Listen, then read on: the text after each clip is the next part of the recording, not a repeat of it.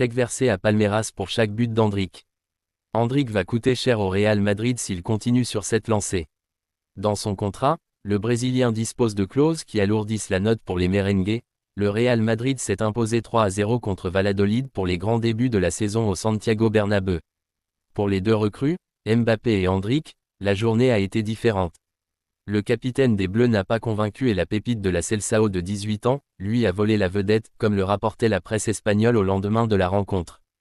Endrick a inscrit le premier but de sa carrière sous le maillot du Real Madrid en fin de match, scellant la victoire des hommes d'Ancelotti pour de bon. Comme le rapporte GE Globo, Endrick dispose de plusieurs clauses dans son contrat qui pourraient coûter très cher au Real Madrid. Le contrat secret d'Endrick. Ce premier but inscrit par Endrick sous le maillot du Real Madrid va coûter 35 000 € à la Maison Blanche. En effet, chaque but que le Brésilien va marquer ou passe décisive qu'il va faire ou pénalty qu'il va obtenir, transformé ou non, coûtera 35 000. S'il est titulaire et qu'il joue au moins 45 minutes, coûtera 75 000 pour chaque rencontre. Si le Real est champion d'Espagne et qu'Endrick a été titulaire à 8 reprises, 500 000 € et 1 million pour 18. Si Madrid atteint les demi-finales de la Ligue des Champions et qu'Endrick a commencé au moins 3 matchs, c'est 500 000 € et pour 7 matchs, ce sera 1 million d'euros. Si le Real remporte la C1, ce sera 1 million d'euros pour 4 matchs titulaires et 2 millions pour 8. Le Golden Boy Award ou Copa Award décerné aux Brésiliens coûterait 1 million également, tout comme un éventuel top 3 au Ballon d'Or ou FIFA The Best. S'il venait à remporter un de ces trophées, ce serait 2 millions d'euros. En tout, Endrick pourrait donc coûter 25 millions supplémentaires que son prix initial. Vidéo, Cristiano Ronaldo s'offre un joli coup franc pour fêter le 899e but de sa carrière. Cristiano Ronaldo sous le maillot d'Al Nassr. Ce soir, Al Nassr affronte Al Fayha pour le compte de la deuxième journée de la Saudi Pro League. Et à la mi-temps, l'équipe de Cristiano Ronaldo est bien partie pour glaner la première victoire de la saison. Le FC Barcelone a pris une décision forte pour Ansu Fati.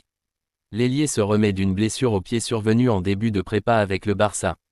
Il avait impressionné Flick à l'entraînement. L'heure du retour pour le crack formé à la Masia. Le Barça compte-t-il toujours sur Ansu Fati?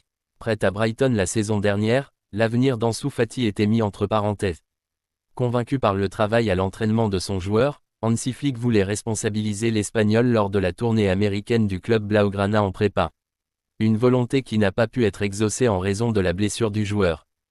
Cette dernière a-t-elle rebattu les cartes? En difficulté avec la période d'enregistrement des joueurs, le FC Barcelone voit le bout du tunnel. Alors que ce mardi, le Barça affronte le Rayo Vallecano. 21h30, Ansu Fati a été enregistré, au même titre que Dani Olmo.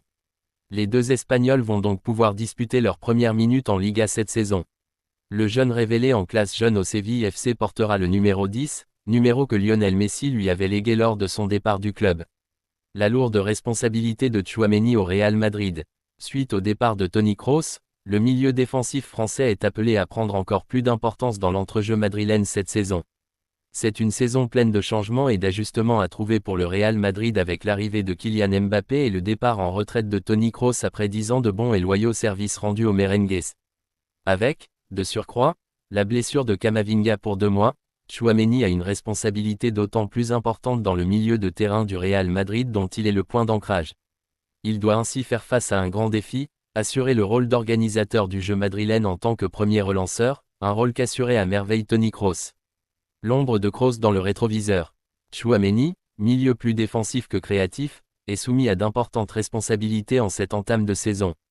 Contre Valladolid, le Français a été le Madrilène qui a le plus participé au jeu avec 102 interventions, selon les données d'Opta. À titre de comparaison, il avait réalisé 62 interventions contre l'Atalanta Bergame et 64 contre Majorque. Toujours contre Valladolid, son taux de passes réussies a atteint les 95,6%, 86 passes réussies sur 90 tentées, ce qui frôle le meilleur niveau du sniper allemand Toni Kroos. Le bloc bas du Real Valladolid a rendu le jeu plus facile dans la moitié de terrain adverse avec 71 transmissions dans la moitié de terrain opposé, dont 39 dans le dernier tiers du terrain de Valladolid. Flick compte toujours sur son joueur. Bien que certaines informations fassent état d'un possible départ dans cette dernière ligne droite du mercato, l'entraîneur compte sur Ansu pour disposer de plus d'alternatives en attaque cette saison, comme le prouve ce mouvement du club. L'entraîneur avait loué les performances de son joueur ce week-end après la victoire contre Bilbao. J'espère que lorsqu'il reviendra, il montrera le même niveau que celui qu'il a montré lors de l'entraînement de pré-saison. Reverra-t-on Ansu Fati avec le maillot du Barça dans les prochaines heures à l'occasion du déplacement sur le terrain du Rayo Vallecano? Élément de réponse ce soir. Mais il manque encore à Tchouaméni de nombreux tours que Toni Kroos avait dans son sac.